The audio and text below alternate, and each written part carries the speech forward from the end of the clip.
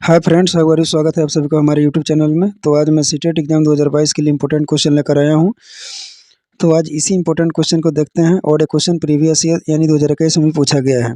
तो इसका सबसे पहला क्वेश्चन है और ये जो क्वेश्चन जो रिलेटेड है बाल विकास एवं शिक्षा शास्त्र से रिलेटेड है। तो जैसे कि इसका पहला जो क्वेश्चन हम देखते हैं, विविध पृष्ठभूमियों के अधिकर्मताओं को संबोधित करते हुए एक अध्यापक को क्या करना चाहिए। जैसे कि ए हो गया, सभी के लिए मानवकृत आकलनों का इस्तेमाल करना चाहिए। बी हो गया, ऐसे कथनों का इस्तेमाल करना चाहिए जो नकारात्मक रूढ़िबद्ध धारणाओं को मजबूत करे। सी हो गया, विविधता संबंधी मुद्दों पर बातचीत करना चाहिए। डी हो गया, विविध विन्यासों का उदाहरण लेना चाहिए। तो पहला का जो आंसर आपका हो जाएगा, पहला का आंसर जो हो जाएगा आपका डी हो जाएगा, विविध विन्यासों के उदाहरण लेना चाहिए। उसी तरह से नेक्स्ट क्वेश्चन देख सकते हैं कि समस्या समाधान क्षमता को किस प्रकार सुसाध किया जा सकता है। ए हो गया, समरूपों के इस्तेमाल को बढ़ावा दे करके। बी, विद्यार्थियों में डर का भावना पैदा कर। सी हो गया, लगातार अभ्यास और कार्यान्वयन पर जोर दे करके। डी हो गया, समस्याओं के हल हेतु अटल प्रक्रिया के इस्तेमाल को बढ़ावा दे करके। तो दूसरा का जो आंसर हो जाएगा उसका आपका आंसर सी हो जाएगा, लगातार अभ्यास और कार्यान्वयन पर जोर दे करके मनुष्य सुसाध किया जा सकता है। तीसरा हो गया, अधिगम कठिनाइयों से जूझते छात्रों की ज़रूरतों को संबोधित करने के लिए एक अध्यापक को क्या नहीं करना चाहिए। ये हो गया, व्यक्तिगत शैक्षिक योजना बनाना, शिक्षा शास्त्र और आकलन के जटिल संरचनाओं का प्रयोग। तीसरा हो गया, दृश्य श्रव्य सामग्रियों का इस्तेमाल। चौथा हो गया, संरचनात्मक शिक्षा शास्त्रीय उपगमों का इस्तेमाल। तो तीसरा का जो आंसर आपका जो हो जाएगा, तीसरा का आंसर आपका बी हो जाएगा, शिक्षा शास्त्रीय और आकलन की जटिल संरचनाओं का प्रयोग। चौथा हो गया, सृजनात्मकता की पहचान की प्रमुख लक्षण क्या है। जैसे हो गया, अति सक्रियता। बी हो गया, अति सक्रियता। सी हो गया, कम परिज्ञानता या बोधगम्यता। डी हो गया, अपसारी चिंतन। तो चौथा का जो आंसर हो जाएगा आपका डी हो जाएगा, अपसारी चिंतन। पांचवा क्वेश्चन आप देख सकते हैं, निम्न में अध्यापन अधिगम को सबसे प्रभावशाली माध्यम कौन सा है। बिना विश्लेषण के अवलोकन करना, अनुकरण या नकल और दोहराना, विषय वस्तु को यंत्रवत याद करना, संकल्पनाओं के बीच संबंध रखना। तो पांचवा का जो आंसर आपका जो हो जाएगा उसका डी हो जाएगा, संकल्पनाओं के बीच संबंध खोजना। छठा हो गया, एक अध्यापिका को दिए गए किसी क्रियाकलाप में छात्रों को विभिन्न त्रुटियों का विश्लेषण करना चाहिए, क्योंकि ये हो गया, इसके आधार पर वह ज़्यादा त्रुटियां करने वाले छात्रों को दूसरे छात्रा से अलग कर सकती है। बी हो गया, अधिगम केवल त्रुटियों के शोधन पर निर्भर है।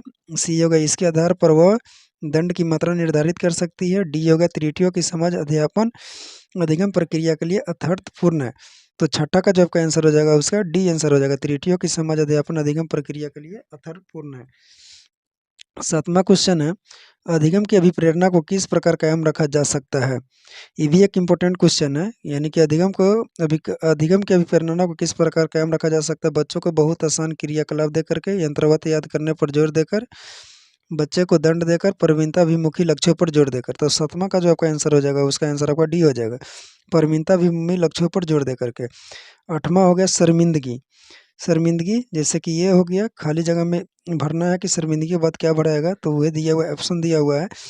बच्चों को अधिगम हेतु अभिप्रेरित करने के लिए बहुत प्रभावशाली है। बी हो गया, के भाव का अध्यापन अधिगम प्रक्रिया में बारंबार पैदा करना चाहिए। सी हो गया, का संज्ञान से कोई संबंध नहीं है।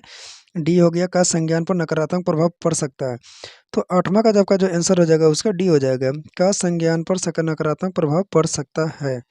इसी तरह से नौवां क्वेश्चन आप देख सकते हैं कि अधिगम को संरचनात्मक विचार यह सुझाव देता है कि ज्ञान की संरचना में, ये हो गया, बच्चे सक्रिय भूमिका निभाते हैं, बच्चे पूर्ण रूप से पाठ्य पुस्तकों पर निर्भर रहते हैं, बच्चों को कोई भूमिका नहीं होती, बच्चे पूर्ण रूप से वयस्कों पर निर्भर रहते हैं। तो नौवां का जो आंसर आपका जो हो जाएगा इसका आंसर डी हो जाएगा, बच्चे पूर्ण रूप से वयस्कों पर निर्भर रहते हैं। 10वां क्वेश्चन है, अधिगम के लिए निम्न में से कौन सी धारणा उपयुक्त है। ये हो गया, प्रयासों से कोई फर्क नहीं पड़ता। बी हो गया, सफलता नियंत्रित है। सी हो गया, योग्यता सुधार्य है। डी हो गया, योग्यता अटल है। तो 10वां का जो आंसर आपका जो हो जाएगा, 10वां का आंसर आपका सी हो गया, योग्यता सुधार्य। 11 नंबर क्वेश्चन है, निम्न में से कौन सी परिपाटी विद्यार्थियों में संकल्पनात्मक समझ में बढ़ोतरी करने में सहायक है।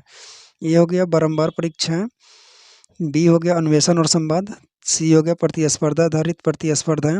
डी हो गया, पाठ्य पुस्तक केंद्रित शिक्षा शास्त्र। तो 11 का जो आंसर आपका जो हो जाएगा, 11 का आंसर आपका बी हो जाएगा, अन्वेषण और संवाद होगा। 12 नंबर में क्वेश्चन पूछ रहा है, बच्चों को सीखने में कठिनाई होती है जब, ये हो गया, अधिगम सामाजिक संदर्भ में हो, विषय वस्तु का बहुरूपों में प्रस्तुत किया गया हो। सी, सूचना अलग अलग टुकड़ों में प्रस्तुत किया जाए। डी, वो आंतरिक रूप से अभिप्रेरित हो। तो 12 का जो आंसर हो जाएगा आपका, 12 का आंसर आपका सी हो जाएगा, सूचना अलग अलग टुकड़ों में प्रस्तुत किया जाए। 13 नंबर क्वेश्चन देख सकते हैं, अधिगम की सर्वोत्तम अवस्था कौन सी है। ये भी एक इम्पोर्टेंट क्वेश्चन है कि अधिगम की सर्वोत्तम अवस्था कौन सी है। जैसे ये हो गया संतुलित उत्तेजना, कोई भय नहीं। बी हो गया कोई उत्तेजना नहीं, कोई भय नहीं। सी हो गया उच्च उत्तेजना, उच्च भय। डी हो गया निम्न उत्तेजना, उच्च भय। तो 13 का जो आंसर आपका हो जाएगा, 13 का आंसर आपका ये हो जाएगा, संतुलित उत्तेजना, कोई भय नहीं। क्वेश्चन नंबर 14 है, बच्चों के विकास की व्यक्तिगत विभिन्नता को किस प्रकार प्रत्यारित किया जा सकता है। न स्वयं, न आंसू, न आनुवंशिकता पर, न पर्यावरण पर। बी हो गया आनुवंशिकता एवं पर्यावरण की पारस्परिकता पर, केवल आनुवंशिकता पर, केवल पर्यावरण पर। तो 14 का जो आंसर आपका हो जाएगा, इसका आंसर बी हो जाएगा, आनुवंशिकता एवं पर्यावरण की पारस्परिकता पर। 15 नंबर एक बहुत ही इंपॉर्टेंट क्वेश्चन है। 15 नंबर में पूछ रहा है कि ये कार्य के दौरान सैना स्वयं से बात कर रही है कि वह कार्य पर किस प्रकार प्रगति कर सकती है। लेव वैगोत्स्की के भाषा और चिंतन या सोच के बारे में दिए गए विचारों के अनुसार इस तरह का व्यक्तिगत वाक्य क्या दर्शाता है। आत्मकेंद्रिता, मनोवैज्ञानिक विकार। सी हो गया संज्ञानात्मक अपरिपक्वता। डी हो गया स्वतः नियमन। तो 15 का जो आपका जो आंसर हो जाएगा, 15 का आंसर आपका डी हो जाएगा, स्वतः नियमन। उसी तरह से 16 नंबर जो क्वेश्चन है, कह रहा है कि मूल्यांकन पद्धतियों का लक्ष्य होना चाहिए। ये हो गया विद्यार्थियों की जरूरतें एवं आवश्यकताओं की पहचान करना। बी हो गया पुरस्कार वितरण हेतु उच्च अंक प्राप्त करने वाले विद्यार्थियों की पहचान करना। सी हो गया विद्यार्थियों का नामांकित करना। डी हो गया योग्यता आधारित समूहों में विद्यार्थियों को विभाजित करना। तो 16 का जो आंसर आपका जो हो जाएगा, 16 का आंसर ये हो जाएगा, विद्यार्थियों की जरूरतें एवं आवश्यकताओं की पहचान करना। क्वेश्चन नंबर आप 17 देख सकते हैं कि ये भी एक इम्पोर्टेंट क्वेश्चन है। इसमें कहा कि एक गतिविधि के दौरान छात्रों को संघर्ष करते देख एक अध्यापिका बच्चों को संकेत और इशारे जैसे क्या, क्यों, कैसे प्रदान करने का फैसला लेती है। लेव वायोगत्स्की के सिद्धांत के अनुसार अध्यापिका की यह योजना, ये हो गया छात्र में प्रत्याहार या निकास प्रवृत्तियां पैदा करेगी। बी हो गया अधिगम की प्रक्रिया में अर्थहीन होगी। सी हो गया बच्चों को अधिगम के लिए अनुत्प्रेरित या निष्प्रेरित करेगी। डी हो गया अधिगम के लिए पार या आधारभूत संरचना काम करेगी। तो 17 का जो आंसर आपका जो हो जाएगा, 17 का आंसर आपका डी हो जाएगा, अधिगम के लिए पार या आधारभूत संरचना का काम करेगी। उसी तरह से क्वेश्चन नंबर 18 देखते हैं कि यह खेल क्रिया के दौरान चोट लगने पर रोहन रोने लगा। यह देखकर उसके पिता ने कहा, लड़कियों की तरह व्यवहार ना करो, लड़के रोते नहीं हैं।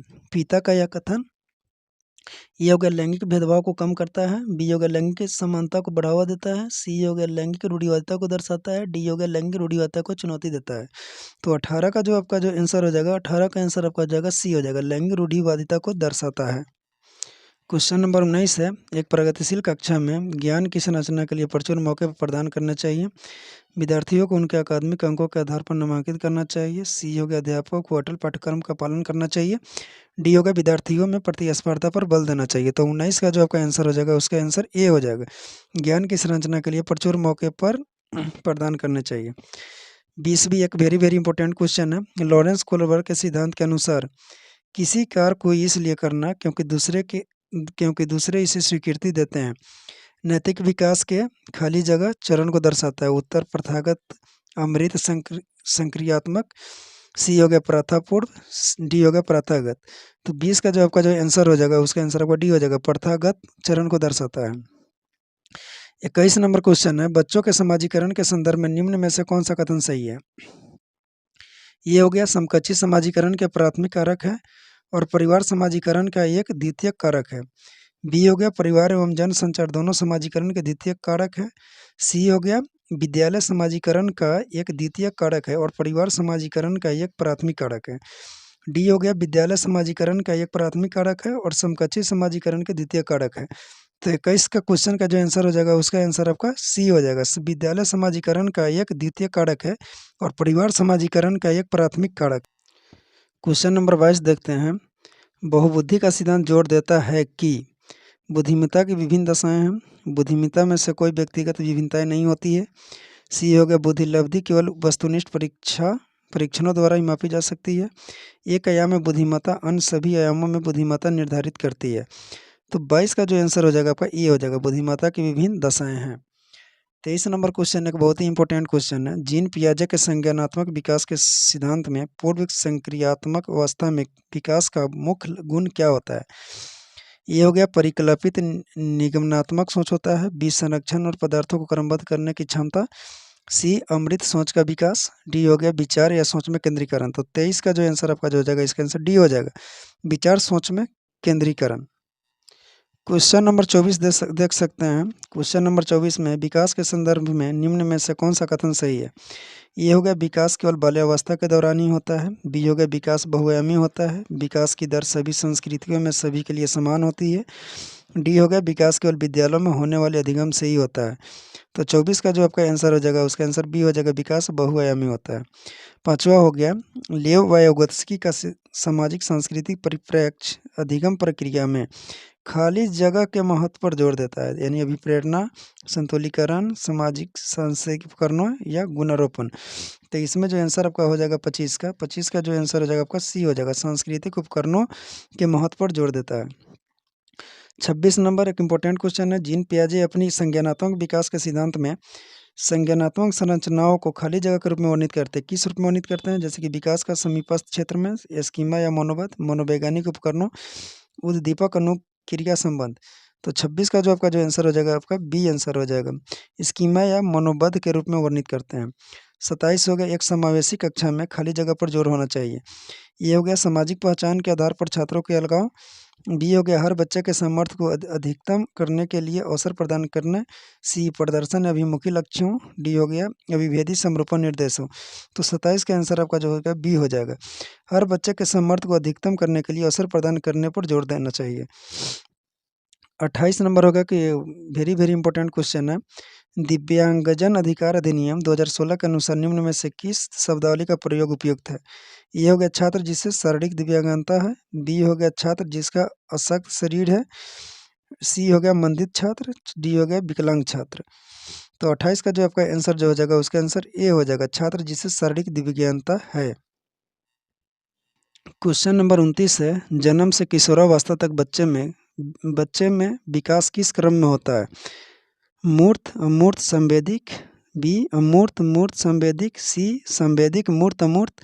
डी अमूर्त, संवेदिक, मूर्त। तो 29 का जो आपका आंसर हो जाएगा, इसका सी हो जाएगा, संवेदिक, मूर्त, अमूर्त। 30 नंबर जो क्वेश्चन है। एक प्रगतिशील कक्षा में व्यक्तिगत विभिन्नताओं को किस प्रकार देखा जाना चाहिए। ये हो गया योग्यता आधारित समूह बनाने का मापदंड। बी हो गया अध्यापन अधिगम प्रक्रिया की परियोजना के लिए महत्वपूर्ण।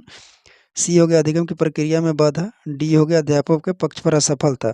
तो 30 का जो आंसर होगा बी होना चाहिए, अध्यापन अधिगम प्रक्रिया की परियोजना के लिए महत्वपूर्ण विभिन्नता को देखा जाना चाहिए।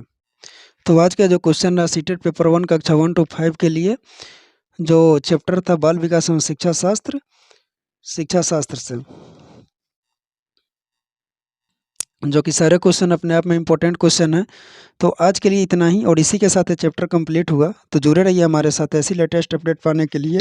और यदि आप हमारे चैनल पर न्यू हैं तो चैनल को सब्सक्राइब जरूर करें तथा बेल आइकन को दबाना ना भूलें। धन्यवाद।